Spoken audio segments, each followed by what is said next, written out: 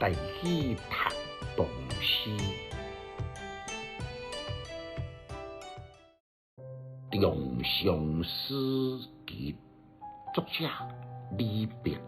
长相思，在长安，落为秋啼金井阑。微霜凄凄点湿寒，孤灯不明思欲绝。愿为梦月空中叹。比邻如花结魂断，上有清明起孤天，下有绿水起波澜。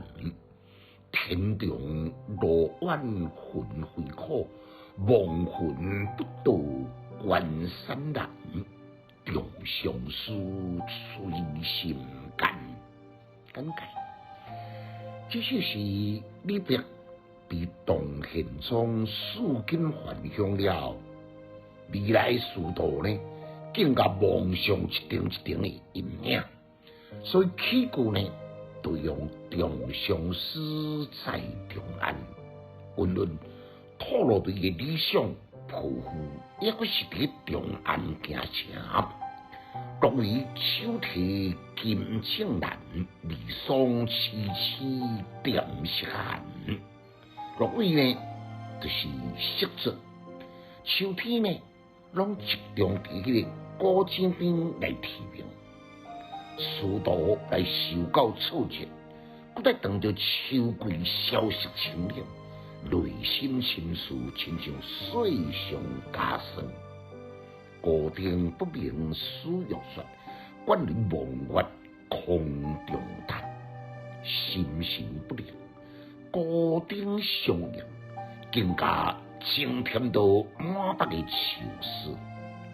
本来认定讲英明的唐宪宗敬重对伊才华，想未到呢，抑或是敌袂过杨贵妃的亲头贤，就安尼将伊罢职赐金还乡。思之又思，竟不知为人重叹。美人如花结魂断，所挂念的人是毕生难忘。可是呢，我伫地下，伊伫魂断，相隔许长的遥远。上有清明起中天，下有绿水起波澜。顶面有雾气蓝天，下面有滚滚的洪流。一款定定的阻隔，要怎样叫我到头来掠到你呢？天中路远魂飞苦，亡魂不到关山难。长相思，催心间。想来得你的踪迹，确实相当的遥远。身披烈尽莫讲，就算讲是微妙的灵魂，伫迄个飘飘渺渺之中，也忘尘莫及。就是因为安尼，唯有无时不刻的抒怀，却也增添寸寸柔肠，寸寸断。